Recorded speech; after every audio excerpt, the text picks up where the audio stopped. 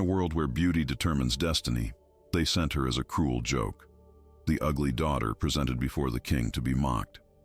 Her family pushed her into the royal court, expecting laughter and humiliation, a prank at the expense of a young woman who had already endured a lifetime of cruelty. But when the torchlight fell upon her face, something extraordinary happened. The king didn't laugh.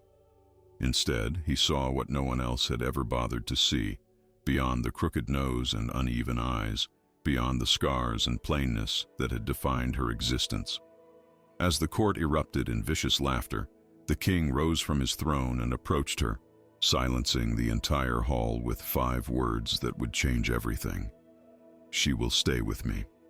The torchlight flickered across the great hall, casting long shadows that danced upon the stone walls like restless spirits. Laughter erupted from every corner as Eleanor was shoved forward by her stepbrothers, their grips leaving bruises upon her thin arms. She stumbled, nearly falling to her knees before the assembled court. Tears threatened to spill from her eyes, but she blinked them back, refusing to give them the satisfaction of seeing her break. "Your Majesty," her stepfather announced with a cruel smirk, "my family brings you a most special gift this evening." Eleanor's patched and faded dress hung loosely around her frame, the coarse fabric scratching against her skin. It was the finest she owned, yet it appeared as rags next to the sumptuous silks and velvets that adorned the ladies of the court. The contrast could not have been more stark or more intentional. "Look at her face," someone whispered loudly enough for all to hear. "Is this some sort of jest?" Indeed, Eleanor was not blessed with conventional beauty. Her nose had been broken as a child when her stepbrother had pushed her from a hay cart, healing crookedly despite her mother's attempts to set it right. One eye sat slightly lower than the other, and her skin bore the pitted scars of a fever that had nearly claimed her life 3 winters past. Her hair, perhaps her only redeeming feature, hung in dull brown waves, unwashed and hastily braided for this cruel spectacle.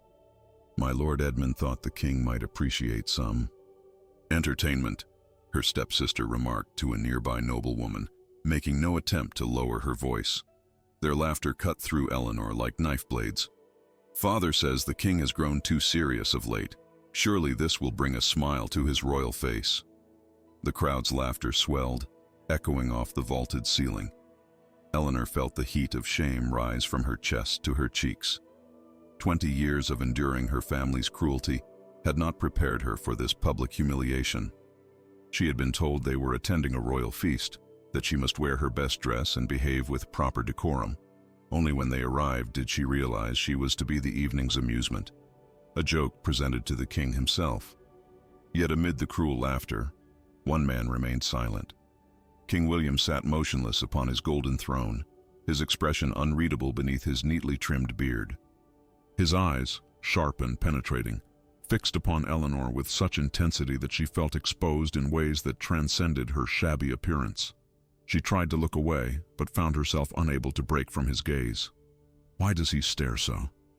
A countess whispered to her companion. "Surely he sees what we all see." "Perhaps he's too shocked to speak," came the reply, followed by more snickering. The king's chamberlain leaned toward him, clearly expecting an order to remove this offensive presence from the royal sight. But King William raised a hand for silence, and gradually the laughter died away, replaced by curious murmurs. "Your Majesty," Eleanor's stepfather continued, bowing low with exaggerated formality, "we present my stepdaughter, Eleanor. She has long dreamed of meeting you." Each word dripped with mockery. "Perhaps she might even catch your royal eye as you search for a bride." This brought the loudest laughter yet. Ladies covered their mouths with gloved hands, while lords made no effort to hide their amusement. Eleanor's stepsister Marjorie squeezed her arm painfully, hissing, "Curtsy, you fool! Complete your humiliation." Eleanor's legs trembled beneath her as she lowered herself in a clumsy curtsy. Her family had never bothered teaching her proper court etiquette. What use would a plain girl like her have for such knowledge? Now that deliberate neglect served their purpose perfectly, making her appear not just ugly but uncouth. "She tends our pigs most days," her stepbrother called out. "But we thought she might prefer the company of a different kind of royalty." This cruel jest brought tears to Eleanor's eyes that she could no longer hold back. One escaped, trailing down her cheek before she could wipe it away. The king still had not spoken. The silence from the throne grew uncomfortable as the moment stretched longer. Eleanor's family exchanged uncertain glances, having expected immediate dismissal or perhaps a cutting royal remark to complete their joke. Instead, King William slowly rose to his feet. The entire hall fell silent as he descended the 7 steps from his throne. His fine boots made no sound on the stone floor as he approached Eleanor. She kept her eyes downcast, studying the intricate patterns in the floor rushes, wishing she could disappear among them. The scent of leather and cedarwood reached her, so different from the unwashed bodies and sour breath she was accustomed to at home. "Look at me," the king commanded softly, his voice carrying no hint of the mockery she expected. Eleanor raised her eyes reluctantly, bracing herself for the disgust she would surely see in his face. Instead, she found herself meeting a gaze that held something impossible to define, something that made her heart stutter in its rhythm. The king extended his hand, palm upward. Eleanor stared at it, uncomprehending. Was this part of the jest? Would he withdraw it at the last moment to heighten her shame? "Your Majesty," her stepfather interjected nervously. "The girl understands this was merely in good fun. We meant no—" "Silence," the king ordered, never taking his eyes from Eleanor's face. The word was spoken quietly, yet it carried the weight of absolute authority. The hall grew so still that Eleanor could hear the crackle of the torches and the distant call of an owl outside the castle walls. In that moment, with hundreds of eyes upon them, Eleanor felt as though she and the king were alone in the vast hall. His expression softened almost imperceptibly, a change no one else could have noticed. When he spoke again, his words fell like stones into still water, sending ripples of shock through the assembled crowd. "She will stay with me." Eleanor stood frozen, certain she had misheard the king's words. The silence that followed was so absolute that the distant howl of a wolf beyond the castle walls seemed to echo through the great hall. She felt lightheaded, as if the floor beneath her feet had suddenly vanished. Her knees threatened to buckle under the weight of countless stares that now pierced her from every direction. "Your Majesty," her stepfather ventured, his voice faltering.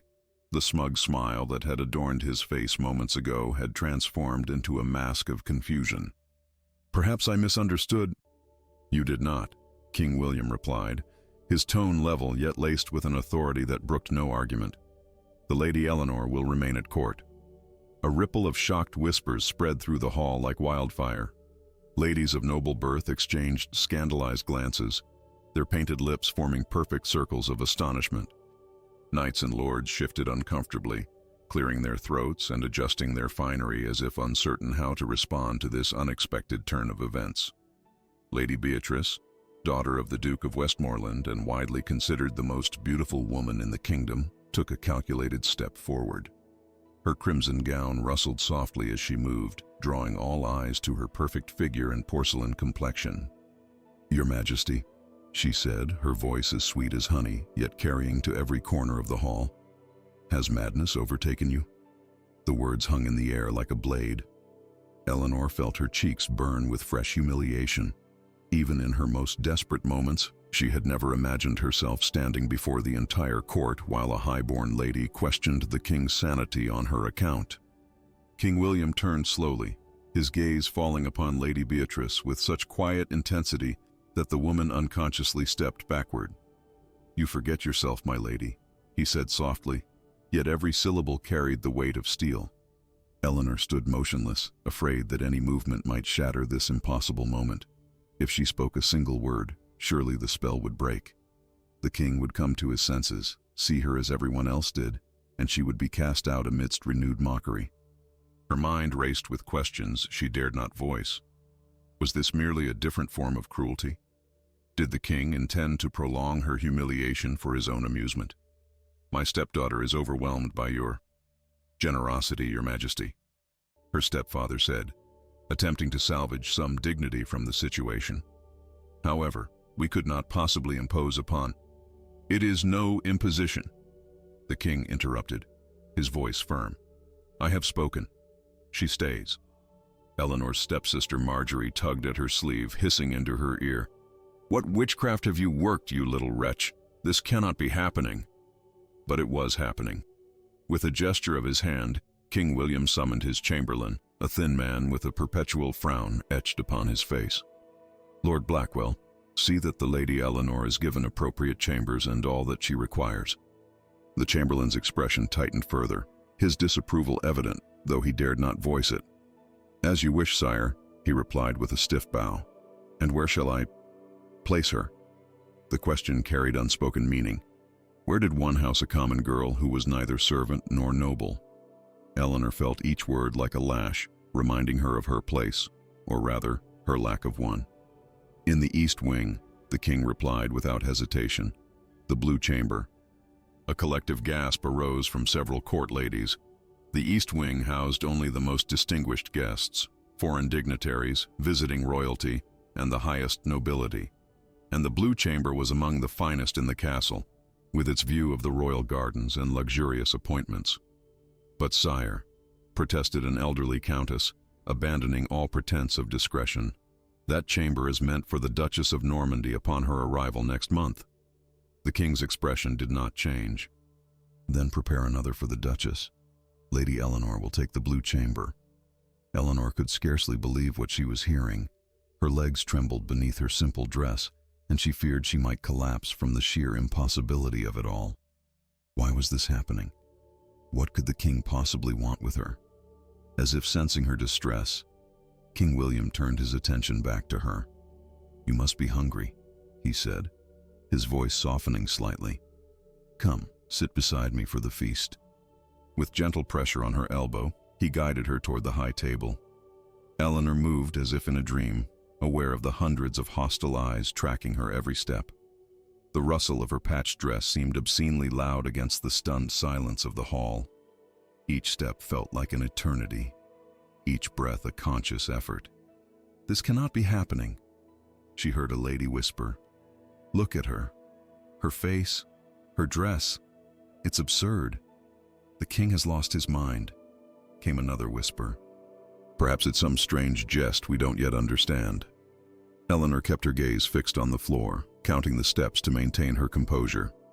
15 steps to the dais, 10 more to the king's table, 5 to the chair being hurriedly prepared for her, each number a lifeline to cling to amidst the storm of confusion.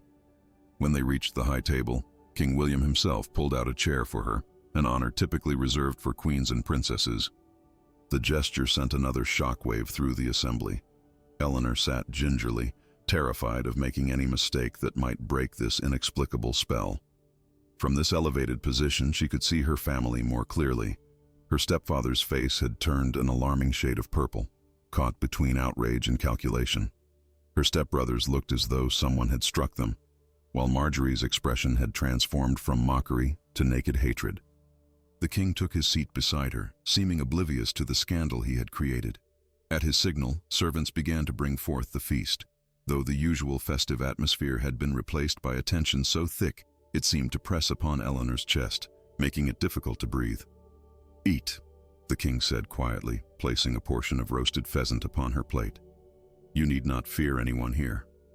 But fear was all Eleanor knew in that moment. She lifted a piece of meat to her lips, acutely aware that she had never used such fine silverware before. The food tasted like ash in her mouth, her throat constricting with each attempt to swallow. "Why?" she finally managed to whisper, the question escaping before she could stop herself. "Why are you doing this, Your Majesty?"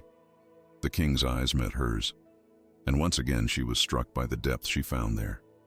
"Because sometimes," he replied so softly that only she could hear, "we must challenge what others believe they see."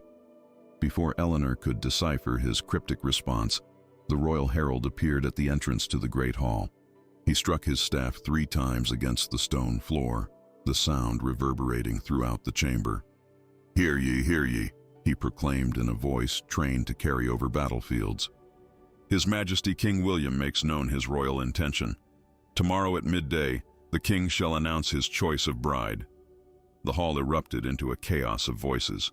Ladies clutched at their companions, eyes wide with speculation, lords huddled in urgent conversation, And through it all, Eleanor sat motionless beside the king, feeling the weight of every stare, every whisper, every unspoken question. What game was the king playing? And what role had she been assigned in it, pawn or queen? The castle slumbered under a blanket of darkness, the corridors silent save for the occasional creak of ancient timber or the distant footsteps of a guard on patrol. In a small chamber tucked away in the servants' wing, Eleanor sat alone on a narrow bed, her fingers tracing the rough wool blanket beneath her. The king's chamberlain had placed her here temporarily, despite the royal command. His thin lips pursed in disapproval as he informed her that the blue chamber required preparation. A single candle cast wavering shadows across the stone walls, its flame dancing with each draft that slipped through the ill-fitting window frame. The hour was late, perhaps past midnight, though Eleanor had no way to be certain. Sleep eluded her, chased away by the tumult of her thoughts. Tears slid silently down her cheeks as the events of the evening replayed in her mind. The cruel laughter, the king's unexpected intervention, the hatred in her stepsister's eyes, the whispers that followed her through the corridors as a servant girl led her away from the feast, the king having been called to attend to urgent matters of state. "What am I doing here?" she whispered to the empty room, her voice barely audible. "This cannot be real." Yet it was real. The ache in her chest, the dampness of her tears, the lingering scent of the castle's feast on her clothing, all testified to the reality of her situation. But what was that reality? A kindness from the king? Or merely a different form of mockery, more elaborate and therefore more cruel? Eleanor's mind drifted to her humble life in the village.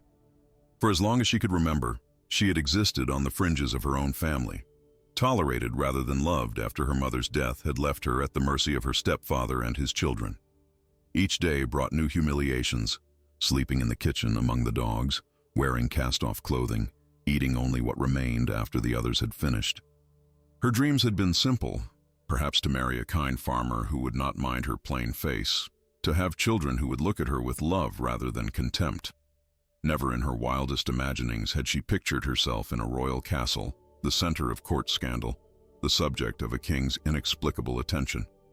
"I don't belong here," she murmured, wrapping her arms around herself as if to hold the fractured pieces of her identity together. The tears came harder now, released in the privacy of darkness after being held back for hours. She cried for the little girl who had grown up believing herself worthless. She cried for the young woman who had learned to expect nothing but cruelty. And she cried for the lost soul she had become, adrift in a world suddenly stripped of its familiar boundaries. As Eleanor wept, her mind wrestled with an impossible choice. She could remain at court, facing the scorn of nobles who viewed her as an abomination in their midst, or she could flee under cover of darkness, returning to the life she knew, harsh and loveless, but at least predictable in its misery. "The king will forget about me by morning," she reasoned aloud, wiping her tears with the back of her hand. "This strange fancy will pass, and I will become an embarrassment to be hidden away or sent home in disgrace. Better to leave now, with some shred of dignity intact, than to await the inevitable rejection." Eleanor rose from the bed, her decision made. She would gather what little she had and slip away through the servants' entrance. By dawn, she could be miles from the castle, heading back to the village and the life that, however painful, at least offered no false hopes. She had just begun to fold her shawl when a sound froze her in place. Soft footsteps approaching her door, too light for a guard, too measured for a drunk courtier lost in the wrong wing. Eleanor held her breath, her heart hammering against her ribs. The footsteps stopped outside her door. A moment of silence followed, heavy with anticipation. Then, barely audible, a whisper slipped through the crack beneath the door. "You do not belong in this place." Eleanor remained motionless, uncertain whether to respond or pretend sleep. "Return to your village before it is too late," the voice continued, distinctly feminine and cultured despite its hushed tone. "What begins tonight can only end in tragedy." A chill ran down Eleanor's spine. Was this a threat or a warning? The voice conveyed urgency rather than malice, yet the words themselves carried an ominous weight. "Who are you?" Eleanor finally asked, her own voice trembling. A pause followed, long enough that Eleanor wondered if the mysterious visitor had departed. Then, someone who knows what happens to those who reach above their station. The king's attention is not the blessing you imagine. Before Eleanor could respond, the soft footfalls retreated down the corridor, fading until all that remained was the pounding of her own heart and the unanswered questions swirling in her mind. Who had delivered this midnight warning? One of the court ladies, perhaps? A servant loyal to some noble faction? And what did they mean about tragedy? Eleanor sank back onto the bed, her earlier resolve to flee now complicated by this strange encounter. Was she being manipulated? Pushed away from the castle for someone else's purposes? The court was notorious for its intrigues and power struggles. Perhaps she had unwittingly become a pawn in some greater game. The candle guttered, sending shadows dancing across the walls like specters debating her fate. Eleanor watched them, seeking answers in their formless movements. Dawn was still hours away. Time enough to decide, time enough to choose her path. She closed her eyes, memories of the evening washing over her once more. The king's words echoed in her mind. Because sometimes we must challenge what others believe they see. What had he meant? What did he see when he looked at her that others did not? For 20 years, Eleanor had accepted the judgment of those around her. She was plain, worthless, unlovable. She had never questioned these assessments, taking them as immutable truths rather than cruel opinions. But tonight, for the first time, someone had looked at her differently, not with pity or disgust, but with what? Interest, respect, something she could not name, but that had awakened within her a dangerous feeling, hope. Hope was the most perilous emotion of all. Hope could drive a person to madness. Hope could destroy more thoroughly than hatred ever could. And yet, Eleanor opened her eyes, a new resolve hardening within her. No, she whispered to the empty room. I will not run. Whatever game was being played, whatever cruelty or kindness awaited her, she would face it head on. For once in her life, she would not shrink away or accept the role others had written for her. If this was to be her moment of greatest humiliation, let it come. And if, by some miracle, it was something else entirely, well, she would never know if she fled now. As the night deepened toward dawn, Eleanor made her first truly independent decision. She would stay. She would see this strange situation through to its end, whatever that might be. The whispered warning had accomplished the opposite of its intent, strengthening her determination rather than weakening it. When morning finally arrived, thin rays of sunlight piercing the gloom of her small chamber, Eleanor rose and prepared herself as best she could with her limited resources. She smoothed the wrinkles from her dress, combed her hair with her fingers, and washed her face in the basin of cold water left by a servant the night before. Her reflection in the tarnished metal mirror showed the same face that had always been hers, the crooked nose, the uneven eyes, the pitted skin. Yet something had changed, something in her expression that had not been there before. A determination, perhaps, or simply the knowledge that, for the first time, she had chosen her own path rather than accepting the one thrust upon her. The bells tolled throughout the castle, signaling the approach of midday. The hour of the king's announcement drew near. Eleanor took a deep breath, squared her shoulders, and stepped into the corridor. As she walked toward the great hall, heads turned to stare. Whispers followed in her wake, but Eleanor kept her gaze forward, her steps steady. Let them look, let them whisper. She would not cower. Upon entering the vast chamber, now filled with the entire court, dressed in their finest attire, Eleanor felt a moment of panic. Hundreds of eyes turned toward her, expressions ranging from curiosity to open hostility. The king had not yet arrived, but his throne stood waiting on the dais, golden and imposing. A royal herald approached her, looking uncomfortable but determined. "His Majesty requests your presence by the throne for his announcement," he said, his tone making it clear how irregular he found this situation. As Eleanor followed him toward the front of the hall, she heard the fanfare of trumpets announcing the king's imminent arrival. The assembled nobles fell silent, all attention turning to the great doors as they swung open. King William entered, resplendent in royal blue and gold, his crown catching the light from the high windows. As he strode confidently down the center of the hall, his gaze swept the assembly until it found Eleanor. A slight smile curved his lips as he raised his goblet high. "Today," he proclaimed in a voice that carried to the furthest corners of the hall, "I shall reveal who will be my queen." The great hall erupted with tension, thick and palpable as morning fog on the moors. Courtiers shifted in their finery, silk gowns rustling like leaves before a storm. Ladies adjusted their headdresses and straightened their postures, each believing herself the most likely candidate for the crown. Knights and lords exchanged knowing glances, already calculating the political advantages they might gain from whatever alliance the king would forge with his marriage. Eleanor stood where the herald had positioned her, close enough to the throne to feel conspicuous, yet far enough to make clear she was not of the royal circle. Her heart hammered against her ribs with such force she feared it might be visible through her simple dress.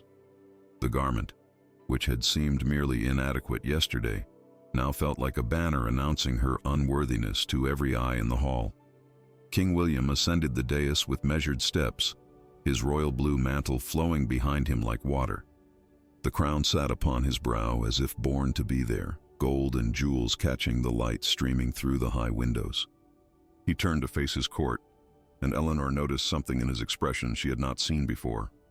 A subtle defiance, a determination that made her breath catch in her throat. "My loyal subjects," he began, his voice resonant and clear. "For too long, this kingdom has measured worth by appearances, by lineage, by wealth, by all that lies upon the surface of a person, rather than what dwells within their heart." Confused murmurs rippled through the crowd. This was not the typical preamble to a royal betrothal announcement. Eleanor felt every eye in the hall dart between her and the king, connecting invisible threads of speculation. "A true king must see beyond such shallow measures," William continued. "He must recognize genuine nobility of spirit, regardless of the vessel in which it resides." Lady Beatrice, resplendent in emerald silk that complemented her flawless complexion, stepped forward with a practiced smile. "Your Majesty speaks with such wisdom," she said, her voice musical and carrying. "We eagerly await your choice of a queen who embodies these virtues." The confidence in her tone made clear that she considered herself the embodiment of all virtues the king might desire. Several other noble women shifted impatiently, each certain of her own superior claim to the throne. King William acknowledged Beatrice with a slight nod, his expression unreadable. Then, to the shock of the assembly, he descended the steps of his throne and began to walk directly toward Eleanor. The hall fell into such profound silence that Eleanor could hear the distant caw of ravens outside the castle walls.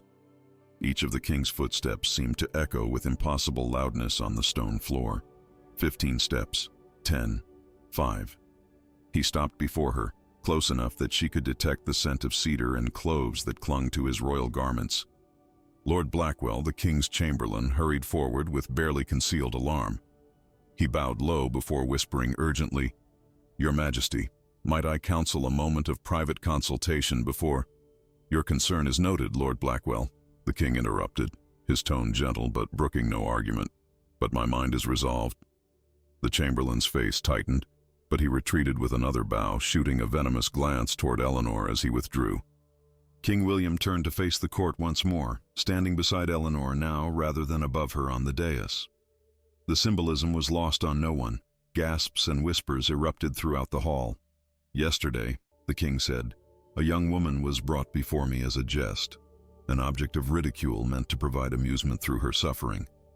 Eleanor felt her cheeks burn with renewed humiliation as hundreds of eyes settled upon her, many now avoiding direct contact with her own, shame mingling with their curiosity. "What I saw," William continued, "was not what others intended me to see. I saw courage in the face of cruelty. I saw dignity that no amount of mockery could diminish. I saw a spirit uncorrupted by the privileges that have spoiled so many in this court." He reached for Eleanor's hand, taking it gently in his own. "This kingdom needs such qualities in its queen far more than it needs another noble alliance or a face that conforms to fleeting standards of beauty." Eleanor's heart seemed to stop entirely. Surely he could not mean what every person in that hall now feared he meant. It was impossible, unthinkable. Her mind raced to find another interpretation for his words, some explanation that would make sense of this moment. "Your Majesty," came a strangled voice from the crowd. The Duke of Northfield, one of the most powerful men in the realm, stepped forward with his face contorted in disbelief. "Surely you cannot be suggesting that this commoner might become our queen." The king's grip on Eleanor's hand tightened slightly, a silent reassurance amidst the growing storm. "I suggest nothing, Duke. I declare it. Against the expectations of this court, against tradition, against all the shallow values that have governed our choices for too long, this woman, Eleanor of Thornfield, will be my companion and my queen." The proclamation landed like a thunderclap in the great hall. Ladies swooned into the arms of nearby gentlemen. Lords cursed under their breaths or stared in slack-jawed disbelief. Eleanor herself felt as though she might faint, the room spinning around her in a blur of color and noise. "This cannot be," Lady Beatrice cried out, her perfect composure finally cracking. "She is nothing, a peasant. Look at her." "I have looked," the king replied calmly. "Perhaps for the first time in my life I truly see." Through the haze of her shock, Eleanor became aware of her family at the edge of the crowd. Her stepfather's face had drained of all color, his expression oscillating between horror at the scandal and calculation of potential advantage. Her stepbrothers appeared as men struck by lightning, frozen in attitudes of disbelief. And Marjorie, dear God, Marjorie's face was a mask of such naked hatred that Eleanor instinctively shrank back from it. The chamberlain reappeared at the king's side, his voice low but urgent. "Your Majesty, I must insist. The council will never accept this. The church, the nobility, our allies abroad, all will question your judgment. I beg you to reconsider before making a formal declaration." For the first time, a flicker of doubt passed across the king's face. Not doubt in his choice, Eleanor sensed, but doubt in his ability to protect her from the consequences of that choice. The realization sent a chill through her body, despite the warmth of his hand still holding hers. "My lord," she whispered, finding her voice at last, "why do this? You do not know me." He turned to her, and in that moment, the great hall with all its scandalized occupants seemed to fade away. "I know enough," he said quietly. "I know what I saw in your eyes when they mocked you. Not self-pity, not hatred, but a dignity they could not touch.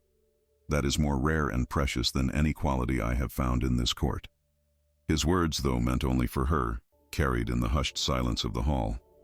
Several of the younger ladies appeared moved despite themselves, while others exchanged cynical glances, clearly believing this some elaborate royal whim that would pass as quickly as it had arrived. The Duke of Northfield had recovered his composure enough to approach the dais. He bowed perfunctorily before addressing the king. "Your Majesty, as your loyal subject, I must speak plainly. This decision undermines the very foundations of our society.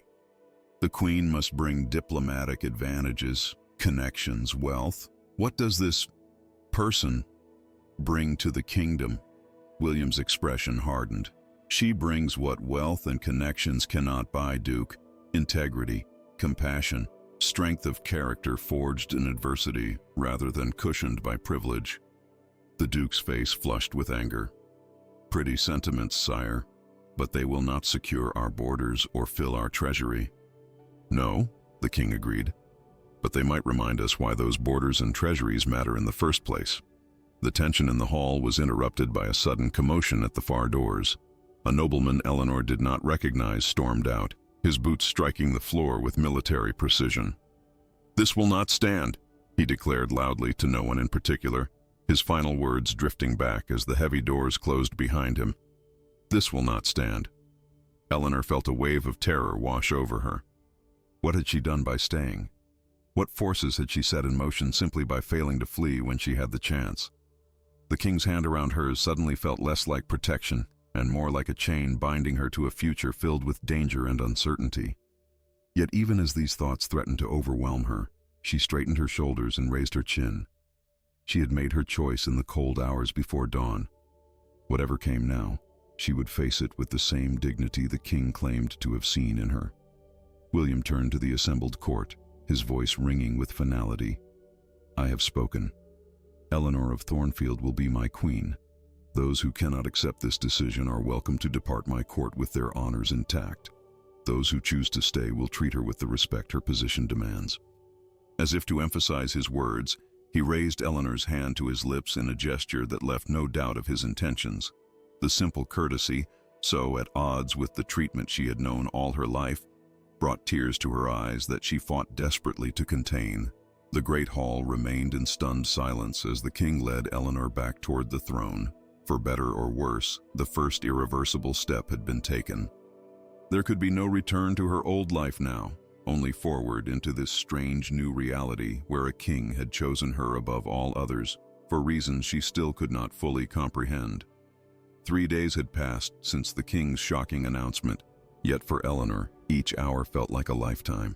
She had been moved to the Blue Chamber as initially promised, a vast room larger than the entire cottage where she had spent her childhood.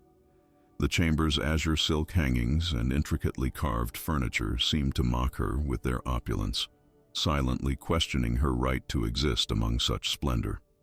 Eleanor stood by the tall windows overlooking the royal gardens, watching gardeners trim hedges into perfect geometric shapes far below. Her reflection in the glass showed a stranger, her hair washed and styled by reluctant ladies-in-waiting, her body draped in a gown of pale silver that had been hastily altered to fit her thin frame. The rich fabric did nothing to enhance her features. If anything, it seemed to emphasize her plainness, like a common pebble set in precious metal. "Your morning tisane, my lady," came a voice from the doorway, the words polite, but delivered with a barely concealed sneer. Eleanor turned to see a young serving girl standing with a silver tray, her eyes carefully averted, as if looking directly at Eleanor might somehow contaminate her. This had become familiar over the past days. Servants who performed their duties with technical correctness but stripped of any warmth or respect. "Thank you," Eleanor replied softly, moving to take the cup. "What is your name?" The girl looked startled by the question, as if being acknowledged as a person rather than a function was unexpected. "Agnes, my lady." "Thank you, Agnes. You may leave it on the table." The girl placed the tray down and hurried from the room, seemingly relieved to escape. Eleanor sighed, picking up the steaming cup and inhaling its herbal scent. She had tested the waters with small kindnesses to the servants, hoping to find allies in this hostile environment, but most recoiled from her overtures, as if they feared association with her might prove dangerous to their positions. Perhaps they were right to be cautious. The court had fractured into factions since the king's announcement, those openly opposed to his choice, those who publicly supported him while privately questioning his sanity, and a small minority who seemed genuinely curious about the woman who had captured their monarch's attention. This last group was by far the smallest. Eleanor took a sip of the bitter liquid, grimacing slightly. 3 days of relentless whispers and hostile glances had worn away at her initial determination. The ladies assigned to attend her made little effort to hide their disdain, inventing cruel nicknames they used just loudly enough for her to overhear. The pig-keeper queen, the royal embarrassment, the king's folly. Last night, she had overheard 2 of them speculating about what strange enchantment she must have used to bewitch the king, as no man in his right mind would choose such a bride willingly. Perhaps she slipped something into his wine, one had suggested. Or maybe she has hidden talents that compensate for her face, the other had replied with a salacious laugh. Eleanor placed the cup down with a shaking hand, tears threatening to spill once more. She had cried more in the past 3 days than in the previous 3 years, and she despised this weakness in herself. Yet the constant barrage of cruelty wore away at her defenses like water on stone. The king himself had been largely absent, called away to deal with matters of state that Eleanor suspected were directly related to his controversial choice of bride. She had seen him only twice since the announcement. Brief encounters where he had kissed her hand, asked after her comfort, and promised that matters would settle soon. His eyes had been kind but distracted, his mind clearly burdened with concerns he did not share. A soft knock at the chamber door interrupted her thoughts. Eleanor quickly wiped her eyes, composing her features into a mask of calm dignity that had become her only defense. "Enter," she called, expecting another servant with some necessary task. Instead, her lady-in-waiting, Lady Catherine, appeared, a stern woman in her 40s who made no secret of her resentment at being assigned to attend a commoner. "The king requests your presence in 1 hour," she announced, her tone making clear how inconvenient she found this task. "You are to be properly dressed and ready to accompany him to the royal audience chamber." Eleanor's heart quickened with apprehension. "The audience chamber? What is the occasion?" "It is not my place to question His Majesty's plans," Lady Catherine replied coldly. "I am merely instructed to prepare you." Her gaze swept over Eleanor critically, though how one prepares a sow for court remains a mystery. Eleanor flinched at the insult, but refused to show how deeply it cut. "Then we shall solve this mystery together, my lady," she replied with as much dignity as she could muster. "Please bring whatever gown you deem suitable for the occasion." Lady Catherine's lips thinned at being given what could be construed as an order, but she departed with a stiff nod. Left alone once more, Eleanor returned to the window, pressing her forehead against the cool glass. What fresh ordeal awaited her now? What new humiliation had been devised to test her resolve? Her gaze drifted to the corner of the chamber where her old patched dress lay folded in a chest, her only possession from her former life. How simple things had been then, despite the harshness. At least she had understood the rules of that existence, had known her place and what was expected of her. As she turned from the window, something white caught her eye on the richly carpeted floor near the door, a folded piece of parchment that had not been there moments before. Eleanor approached it cautiously, glancing toward the door to ensure she was truly alone before bending to retrieve it. The parchment was fine, the kind used by nobles for their correspondence. It had been folded small and sealed with a drop of plain wax, bearing no identifying mark. Eleanor broke the seal with trembling fingers and unfolded the note. "The king only plays with you," she read, the words written in an elegant hand. "You will be discarded once his amusement fades. Leave now, before you are destroyed." Eleanor's blood ran cold as she read the message twice more. Was this a genuine warning from someone with knowledge of the king's true intentions? Or a cruel trick meant to undermine her confidence? The anonymity of the note offered no clues, no way to judge the sender's motives or reliability. She crumpled the parchment in her fist, then thought better of it and smoothed it out again, hiding it beneath the cushion of a nearby chair. Evidence, perhaps, though of what she could not say. The door opened again, and several servants entered carrying a copper bathtub and buckets of steaming water. Lady Catherine followed with 2 younger ladies-in-waiting, all wearing expressions that suggested they were attending an execution rather than preparing a woman to meet the king. "We have little time," Lady Catherine announced briskly. "His Majesty was most insistent that you be properly presented." The next hour passed in a blur of activity. Eleanor was bathed, her hair arranged in an elaborate style that pulled painfully at her scalp, her body laced into a gown of deep blue velvet that had clearly been intended for someone else, as evidenced by the hasty alterations visible at seam and hem. Throughout the preparations, the ladies kept up a steady stream of conversation among themselves, pointedly excluding Eleanor while making observations that could be interpreted as insults to her appearance or background. "It's remarkable what can be achieved with proper clothing," one observed while adjusting Eleanor's sleeve. "Though some materials cannot be transformed, no matter the skill of the craftsman." "Indeed," another agreed with a significant look.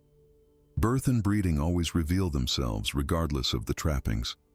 Eleanor endured their barbs in silence, focusing instead on what awaited her in the audience chamber.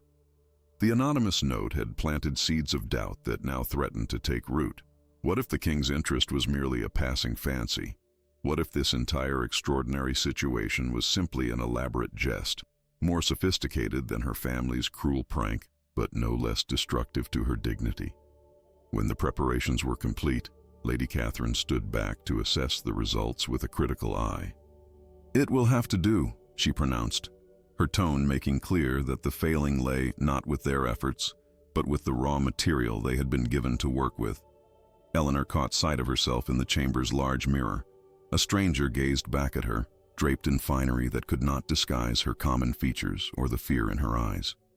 She looked exactly what she was, a peasant girl dressed up as nobility, a deception that fooled no one, least of all herself. A page arrived to escort her to the king. As Eleanor followed him through the winding corridors of the castle, she felt the weight of every stare, heard the whispers that followed in her wake like poisonous shadows. Ladies ducked behind columns to observe her passing. Knights and squires made little effort to hide their smirks, and servants paused in their tasks to gawk at the spectacle of her undeserved elevation. The great doors of the audience chamber loomed before her, guarded by knights in full ceremonial armor. They regarded her impassively as the page announced her arrival, then swung the doors open to reveal a vast hall filled with courtiers and commoners alike, all craning their necks to catch sight of the woman who had so inexplicably captured the king's favor. King William stood at the far end of the chamber, resplendent in royal regalia. His expression brightened visibly when he caught sight of Eleanor, and he extended his hand in welcome. The gesture, so publicly affectionate, sent a ripple of reaction through the crowd, some murmuring in disapproval, others watching with calculated interest. As Eleanor took her first tentative steps into the chamber, her thoughts returned to the anonymous note hidden in her room. Whatever game was being played, whatever forces were aligned against her, she had come too far to retreat now. Head high, shoulders back, she walked toward the king, determined that if she must fall, she would do so with dignity intact. "My people," the king's voice rang out across the hushed chamber. "Behold your future queen." The royal carriage rattled over cobblestones as it made its way through the narrow streets toward the central square. Eleanor sat rigid beside King William, her hands clasped tightly in her lap to hide their trembling. The velvet curtains had been drawn back despite the chamberlain's protests, allowing the townspeople to peer inside as they passed. "They should see you," the king had insisted. "Not as a distant figure on a balcony, but as a woman of flesh and blood." Now, as curious faces pressed close to catch a glimpse of her, Eleanor felt exposed in a way that made the court's cruelty seem almost bearable by comparison. These were her people, ordinary folk who toiled and struggled as she once had. Their judgment felt more significant somehow, more authentic than that of pampered nobles who had never known hardship. "You're afraid?" the king observed quietly, his voice pitched low enough that only she could hear. Eleanor considered lying, then thought better of it. "Yes," she admitted. "I fear they will see only what the court sees, a common girl reaching beyond her station." William studied her face for a moment, his expression softening. "Then they will surprise you, as they have often surprised me. The common folk understand true worth better than many who claim noble blood." The carriage slowed as they approached the square, where a wooden platform had been erected. Guards held back the swelling crowd that had gathered in anticipation of the royal appearance. From within the carriage, Eleanor could see the sea of faces, weathered farmers, aproned craftsmen, mothers with children hoisted onto shoulders for a better view. "Remember," William said as the carriage came to a halt, "you need say nothing. Simply stand beside me. Your presence is enough." Eleanor nodded mutely, her throat too constricted with anxiety to form words. The carriage door swung open, and the king descended first, turning to offer his hand. As Eleanor emerged into the bright sunlight, a hush fell over the crowd. She felt their collective gaze like a physical weight pressing against her skin. The king guided her toward the platform, his hand firm against the small of her back. Each step required conscious effort, her legs threatening to buckle beneath the elaborate gown that had been sewn for this occasion, a creation of blue silk embroidered with silver thread that must have cost more than her family's cottage and all its contents. As they ascended the steps to the platform, Eleanor kept her eyes downcast, focusing on the placement of her feet rather than the thousands of faces turned toward her. Only when they reached the center did she force herself to lift her gaze, bracing for the familiar expressions of disgust or mockery she had endured all her life. What she saw instead made her breath catch in her throat. The crowd stared back at her not with contempt, but with something akin to wonder. Their faces held curiosity, uncertainty, perhaps even a touch of hope. These were not the sophisticated masks of courtiers trained to hide their thoughts, but the open expressions of common folk confronted with something unprecedented. An elderly woman near the front squinted up at Eleanor, her wrinkled face thoughtful. A young mother clutched her baby closer, studying Eleanor as if trying to decipher a mystery. A blacksmith with massive arms folded across his chest tilted his head slightly, his gaze not unkind. The king raised his hands for silence, though the crowd was already quiet. "People of Westmere," he began, his voice carrying to the farthest corners of the square. "I present to you Lady Eleanor, who will soon be your queen." Eleanor expected jeers, perhaps laughter, the natural response to such an absurd proclamation. Instead, the silence deepened, as if the entire assembly was holding its breath. "She was not born to nobility," the king continued. "She has known hardship and labor as many of you have. Her hands have worked soil, her back has bent beneath burdens, her table has known scarcity." He turned slightly toward Eleanor, his expression warm with something that made her heart flutter strangely in her chest. "Yet in her, I found qualities more noble than in many who boast ancient titles. Courage in the face of cruelty, dignity that cannot be stripped away by circumstance, a spirit uncorrupted by privilege or power." A murmur rippled through the crowd, impossible to interpret as either approval or dissent. Eleanor stood perfectly still, afraid that any movement might shatter this fragile moment. "Look upon her," the king urged. "See not with the shallow eyes of court fashion, but with the true vision of those who understand that nobility comes from character, not bloodlines." For several heartbeats, nothing happened. Then, from the edge of the crowd, a single pair of hands came together in tentative applause. The sound hung in the air, solitary and uncertain. Another person joined, then another. Like raindrops preceding a storm, individual applause multiplied until it swelled into a crescendo that rolled across the square. It was not the rehearsed polite applause of court ceremonies, but something organic and unpredictable, some clapping vigorously, others more restrained, but all watching Eleanor with expressions that held no trace of the mockery she had feared. Tears pricked at Eleanor's eyes, though she fought to contain them. This response, this simple human acknowledgement, touched something deep within her that years of cruelty had nearly extinguished. They saw her, not as a joke or an abomination, but as a person worthy of consideration. The king smiled, clearly pleased by this reception. He was about to speak again when a commotion at the edge of the square drew all eyes. A royal messenger pushed through the crowd, his expression urgent as he rushed toward the platform. "Your Majesty," he called, waving a sealed document. "Urgent news from the castle." The crowd parted to allow the messenger passage. He bounded up the steps, his face flushed with exertion, and bowed hastily before extending the parchment. "Forgive the interruption, sire, but I was instructed to deliver this without delay." A shadow of concern crossed William's face as he broke the royal seal. Eleanor watched as he read, his expression darkening with each line. Whatever news the parchment contained, it was clearly unwelcome. "Is all well, Your Majesty?" Eleanor ventured quietly, touching his arm. The king folded the document carefully before responding, his voice pitched for her ears alone. "Revelations about your past, it seems. Someone has been making inquiries in your village." Fear sliced through Eleanor like a blade. What could possibly have been discovered? Her life had been painfully ordinary, filled with hardship and small humiliations, but hardly the stuff of scandal. "We must return to the castle," William announced to the crowd, his tone betraying nothing of his thoughts. "The introduction of your future queen will continue at tomorrow's festival." Confused murmurs spread through the assembly as the king guided Eleanor back toward the carriage. Her legs felt leaden, her mind racing with possibilities, each more terrifying than the last. Had her family spread some new lie to sabotage her? Had some ancient misdeed been unearthed and magnified?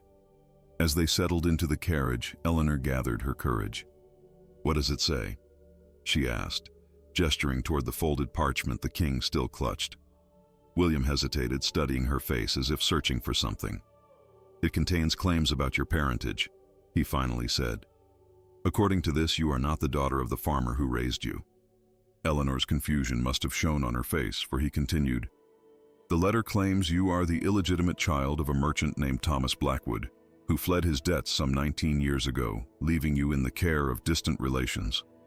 The name meant nothing to Eleanor. She shook her head slowly. I know nothing of this. My mother married the man I called father when I was barely walking.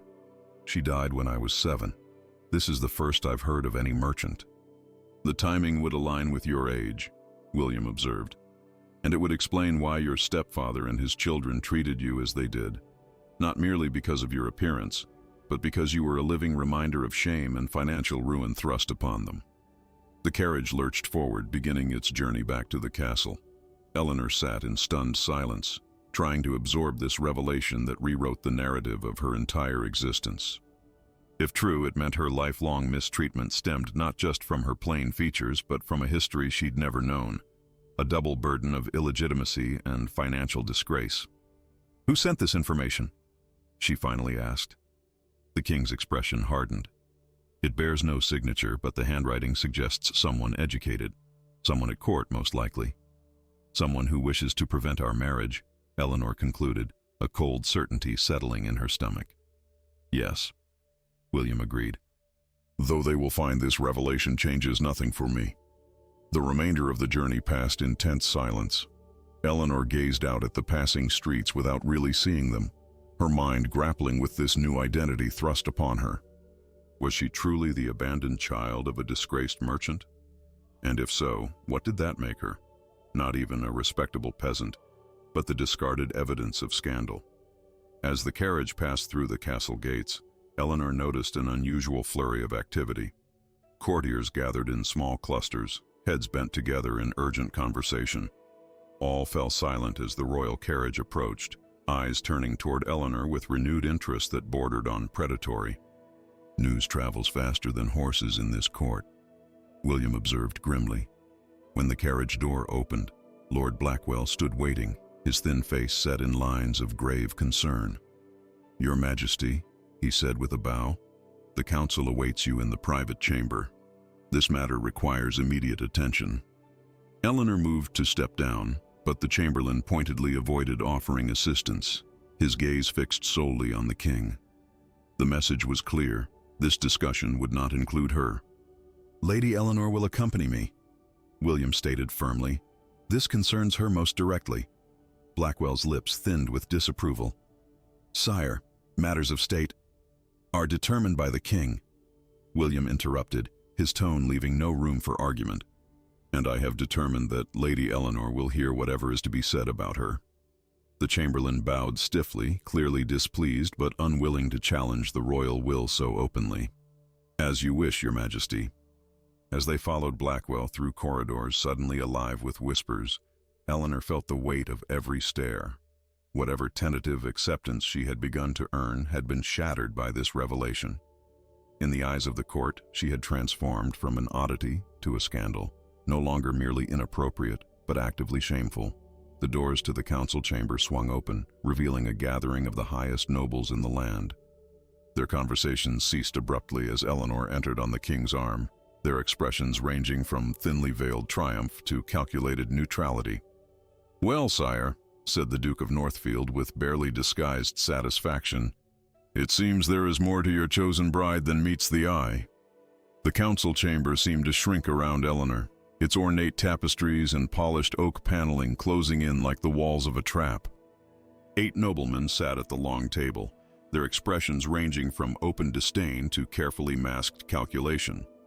At the head stood the Duke of Northfield, a parchment unfurled in his hands, his thin lips curved in the barest suggestion of a smile.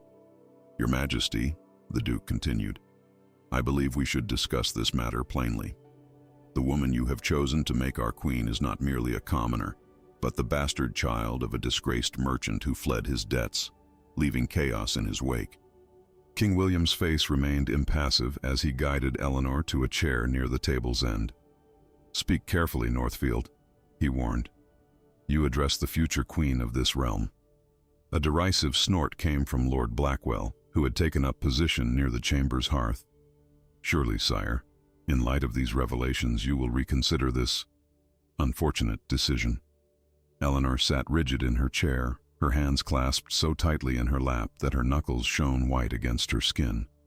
She felt stripped bare before these men, her very existence reduced to a stain to be scrubbed away from their pristine nobility. "And what exactly are these revelations?" the king demanded. That Lady Eleanor's parentage differs from what she herself believed? How does this reflect upon her character or worthiness?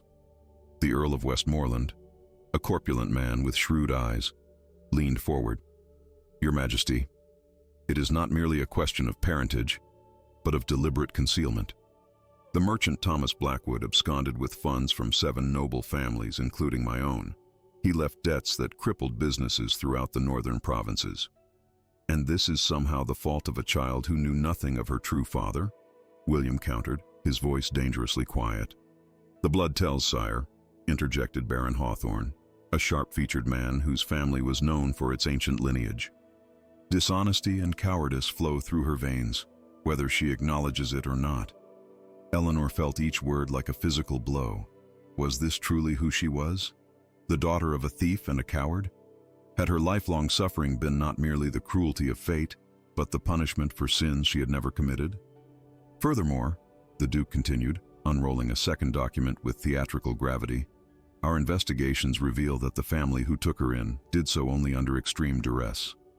They were distant relations of Blackwood's wife, forced by circumstance to shelter his illegitimate offspring when her mother died of fever, a fever likely contracted in the squalid conditions where Blackwood abandoned them. A tear slipped down Eleanor's cheek before she could stop it. The revelation cast her entire childhood in a new, more painful light. The contempt in her stepfather's eyes, the casual cruelty of his children. It had never been merely about her plain appearance. She had been a living reminder of shame and obligation, an unwanted burden thrust upon them by blood ties they could not honorably reject. The king's hand found hers beneath the table, his fingers warm and steady against her trembling ones. You speak of blood, my lords, he said, his gaze sweeping the table. Yet in my experience, character is formed not by the circumstances of one's birth, but by how one responds to life's challenges. Lady Eleanor has faced cruelty and hardship with dignity that many born to privilege would do well to emulate. His defense, though eloquent, seemed to fall on deaf ears. The noblemen exchanged knowing glances, their judgment already formed. The court buzzes with this scandal, Lord Blackwell observed. It has spread beyond these walls to the city and soon will reach our allies abroad. What will the French king think of a royal marriage to the bastard daughter of a common criminal? What will our own people think of a queen whose very existence represents dishonor and disgrace? Eleanor could bear it no longer. She rose suddenly, her chair scraping against the stone floor with a sound that startled the assembly. My lords, she said, her voice steadier than she had expected. I cannot defend what I did not know. Until this day, I believed myself the daughter of a simple farmer and his wife. I knew only that I was unwanted, unloved, treated as less than the dogs that slept by the hearth. She paused, gathering her courage. If my true father was as you describe, then I share your contempt for his actions. But I am not him. I have never stolen, never lied, never abandoned those who depended on me, despite having every reason to harden my heart against a world that showed me no kindness. The chamber fell silent, her words hanging in the air. Several of the younger lords shifted uncomfortably in their seats, while the older ones regarded her with unchanged disdain. A pretty speech, the Duke of Northfield replied at last. Yet it changes nothing. A queen must be beyond reproach, a symbol of purity and noble virtue. You, my dear, are a symbol of disgrace, a living reminder of theft, deceit, and moral corruption. To place you beside our king on the throne would make a mockery of everything this kingdom stands for. Eleanor looked down at William, still seated, his face now tight with controlled anger. She saw in that moment the impossible position in which she had placed him. To defend her was to defy centuries of tradition, to risk alliances, to court the disapproval of every noble house in the realm. To abandon her would be simple, expected, a momentary embarrassment soon forgotten. Your Majesty, she said softly, I release you from any obligation you may feel toward me. I would not have your reign begin with division and discord on my account. A flash of something, pain, surprise, crossed William's face. He rose slowly, his gaze never leaving hers. You believe I chose you out of obligation, Lady Eleanor? Before she could respond, the chamber doors burst open. A guard entered, his expression urgent. Your Majesty, forgive the intrusion. The people have gathered in the courtyard. They demand to see Lady Eleanor. The announcement sent a ripple of alarm through the council. What do you mean, demand? Lord Blackwell asked sharply. What is the nature of this gathering? The guard hesitated. They are celebrating, my lord.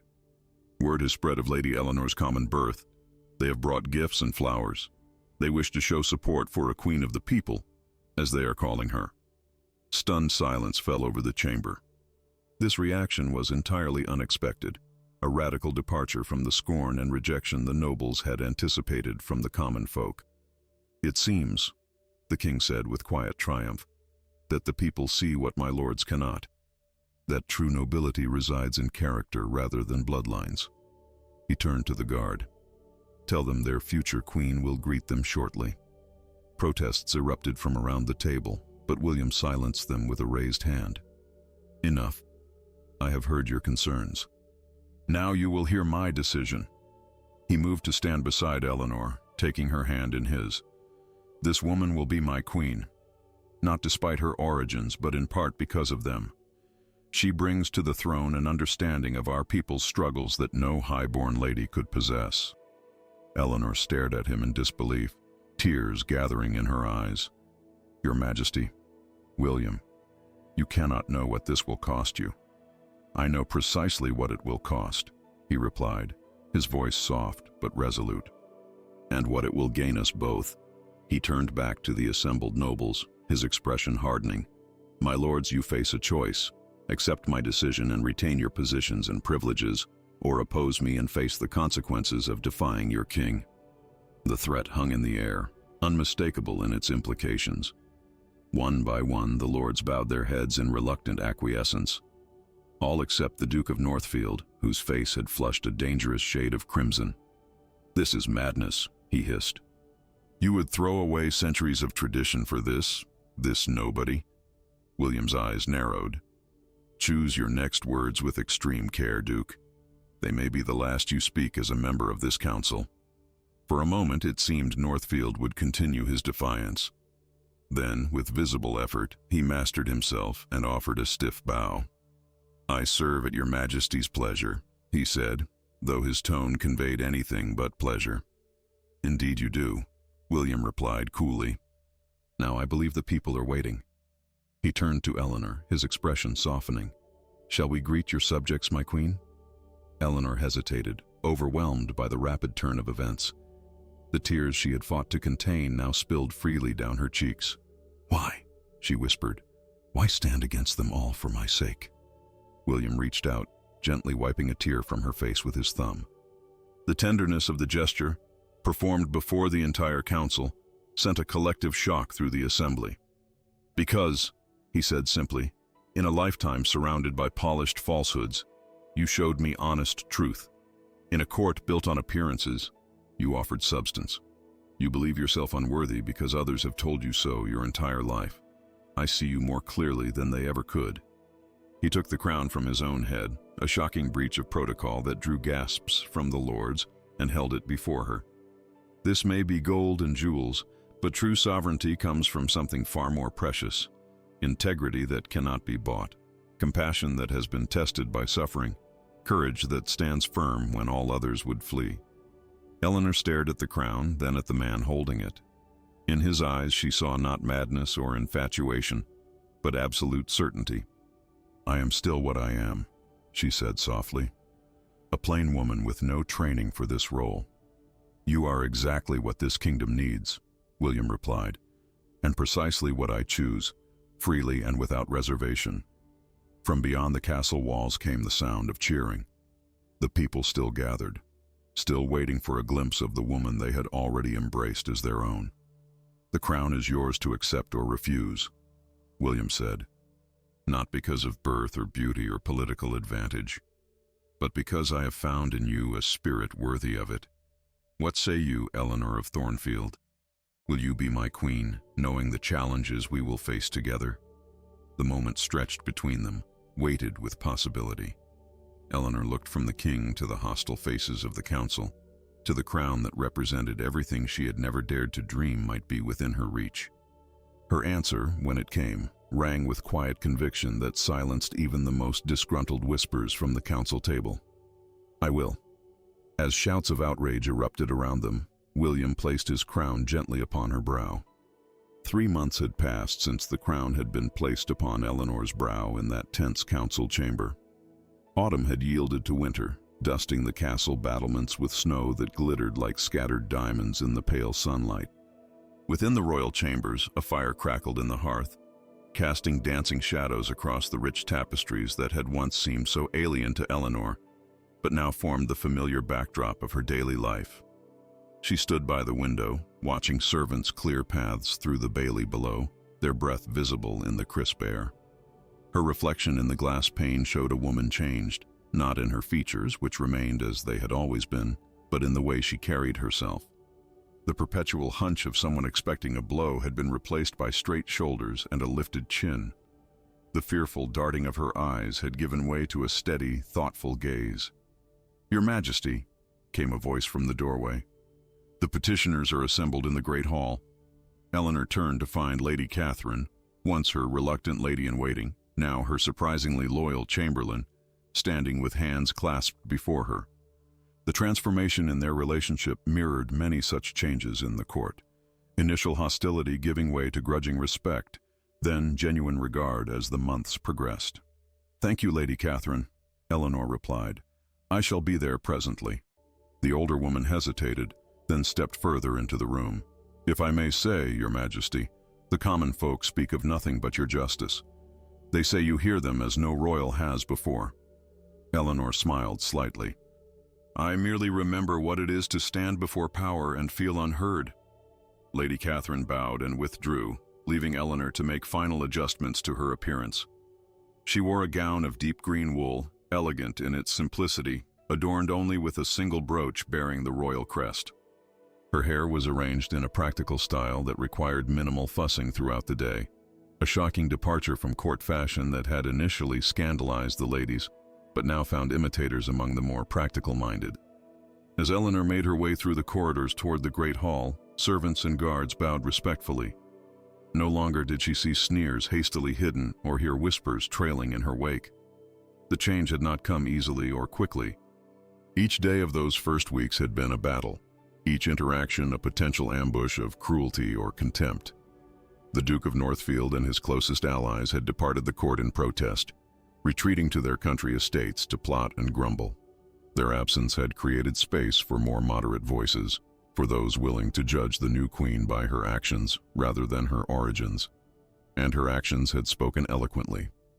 Eleanor entered the great hall through a side door, preferring to observe for a moment before making her presence known. The vast chamber was filled with people from every walk of life. Merchants in fine wool, farmers in homespun, guild masters in their ceremonial robes, all come to present petitions or settle disputes before the crown. William sat upon his throne, listening intently to a wizened farmer describing a boundary dispute.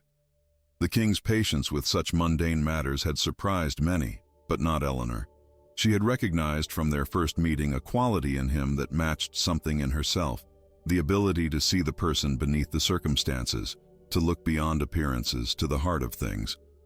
As she watched him, warmth spread through her chest. Their marriage remained a source of fascination and speculation throughout the kingdom, but what few understood was its genuine nature. They had found in each other something neither had dared hope to discover. He, a companion who valued truth above flattery. She, a protector who saw strength where others perceived only weakness. William glanced up, catching sight of her in the shadowed doorway. His face brightened immediately, the subtle transformation visible only to one who knew him well. He gestured slightly, inviting her to join him. Eleanor moved forward, and the assembled crowd parted before her, bowing as she passed. She took her place in the second throne beside William, the seat that had been hastily commissioned in those tumultuous early days when her position remained precarious and contested. "The Queen will hear the remaining petitions," William announced, rising to his feet. "Her judgment stands as my own." Murmurs of approval rippled through the assembly. This too had been a source of controversy initially, a common-born woman dispensing royal justice. Yet Eleanor's decisions had proven consistently fair, informed by her intimate understanding of ordinary people's struggles and tempered by a compassion that never descended into weakness. As William departed to attend to other matters of state, he brushed his hand lightly against hers, a small gesture of affection that would have been unthinkable from a king to his queen in previous generations. The court had gradually grown accustomed to these displays, recognizing in them not impropriety, but the foundation of a partnership that strengthened the crown rather than diminishing it. The day's petitions proceeded, each presented and considered with care. Eleanor listened more than she spoke, asking questions that went to the heart of each matter. When she finally rendered judgments, they came with explanations that left even the disappointed parties feeling heard and respected. As the great hall emptied with the day's business concluded, Eleanor noticed a familiar figure lingering near a column. Her stepsister Marjorie, her once fine dress showing signs of wear, her expression a complex mixture of resentment and uncertainty. Eleanor had not seen any member of her former family since her elevation. They had not been banished. She had refused to abuse her power for personal vengeance, but they had retreated from court of their own accord, perhaps sensing that their previous cruelty had become common knowledge. "You may approach," Eleanor said, keeping her voice neutral as the last of the petitioners departed. Marjorie moved forward with visible reluctance, her curtsy perfunctory at best. "Your Majesty," she said, the title sounding strange on lips that had once hurled the vilest insults. "Why have you come, Marjorie?" Eleanor asked directly. Her stepsister's eyes darted around the vast hall, now empty save for a few guards at a discreet distance. "Our circumstances have changed," she admitted finally. "Father's business has failed. The brothers have found no employment. We thought perhaps—" She trailed off, unable or unwilling to complete the request aloud. The implication hung in the air between them.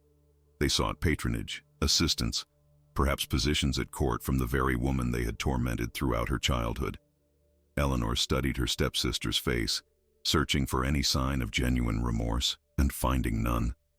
Only desperation and calculation lived in those eyes, the same qualities that had driven their family to present her as a cruel jest before the king all those months ago. "I see," Eleanor said simply. Marjorie's expression hardened. "You have it within your power to help us or destroy us utterly. Which will it be, sister?" The last word emerged as a sneer, revealing that beneath the veneer of supplication, the old contempt remained unchanged. Eleanor rose from her throne, descending the steps until she stood on equal footing with her stepsister. "Neither," she replied. "I will not destroy you. Vengeance brings no peace. But neither will I elevate those who remain unchanged in heart despite changed circumstances." Marjorie's face flushed with anger. "So you abandon us to poverty while you sit upon your throne? Where is the justice in that?" "Justice would demand far worse for you and yours," Eleanor responded quietly. "Instead, I offer mercy, not a place at court, but an opportunity. There is land to the north that requires working, a royal property in need of capable stewards. You may go there, prove yourselves through honest labor, and perhaps in time earn the respect you have never shown others." "Manual labor? Us?" Marjorie gasped, genuine horror in her voice. "You cannot be serious." "I have never been more serious," Eleanor replied. "The choice is yours. Accept this opportunity with gratitude or seek your fortunes elsewhere. But know this, positions at court are earned through merit and character, not blood or connection. That is the foundation upon which this reign stands." Marjorie stared at her, speechless with outrage, then turned and stormed from the hall without the customary obeisance. Eleanor watched her go, feeling not triumph, but a quiet sadness for wounds too deep to heal, for pride too entrenched to allow growth. William appeared from a side chamber, his expression suggesting he had overheard at least part of the exchange. "You were more generous than many would have been," he observed. "Generosity costs little when one has much," Eleanor replied, "and cruelty solves nothing, as I learned long ago at their hands." William's eyes softened as he took her hand in his. "You continue to surprise even me, my queen. The people call you Eleanor the Just, but perhaps Eleanor the Wise would be more fitting. She smiled, still unaccustomed to praise after a lifetime of its absence. I am neither just nor wise, merely someone who remembers what it is to be powerless. That is a lesson many born to privilege never learn. Together they walked toward the castle gardens, now frosted with winter's first embrace. Guards and servants bowed as they passed, respect rather than fear evident in their demeanor. This, perhaps, was Eleanor's greatest achievement, transforming the relationship between crown and subject through her own example. As they reached the garden overlook, the town spread before them, smoke rising from countless chimneys into the clear winter sky. People moved about their business in the streets below, unaware of the royal eyes upon them. Eleanor gazed down at the kingdom that had once seemed as distant as the stars, now partially entrusted to her care. Was it worth it? She asked quietly. The scandal, the opposition, the threats to your authority, all for a plain-faced commoner with no name or fortune to recommend her. William turned to her, his expression serious. You ask this still, after all we have accomplished together? Eleanor nodded slowly. I ask because I wish to understand what you saw that day when they thrust me before you as a cruel joke. What quality could possibly have been worth such a risk? William considered her question carefully, his gaze drifting over the kingdom before returning to her face. I saw someone who remained unbroken despite a lifetime of cruelty, he said finally. Someone whose spirit shone through despite every effort to diminish it. In a world obsessed with masks and appearances, you stood before me without disguise, offering nothing but your true self. He took both her hands in his voice low and intense. True royalty has nothing to do with blood or beauty, Eleanor. It resides in the heart that faces adversity with courage, that chooses compassion when vengeance would be easier, that sees beyond itself to the needs of others. The winter sun caught in Eleanor's eyes, unshed tears transforming the light into prismatic brilliance. Those qualities exist in many, she said softly. Yes, William agreed, but rarely are they tested as yours have been, and rarely do they survive such testing intact. He gestured toward the town spread below them, his voice gaining strength. Look there, your true triumph.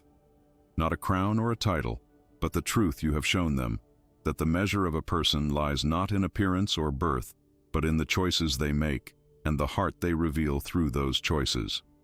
Eleanor gazed out at the kingdom, her kingdom now in partnership with the man beside her. The weight of the crown had never felt light, nor the responsibilities of rule easy. Yet she had discovered within herself resources untapped, strength unrecognized, wisdom born of suffering transformed into compassion. True beauty, William said, his voice carrying on the winter air, is not in the face, but in the soul. And true nobility is not in the blood, but in the heart.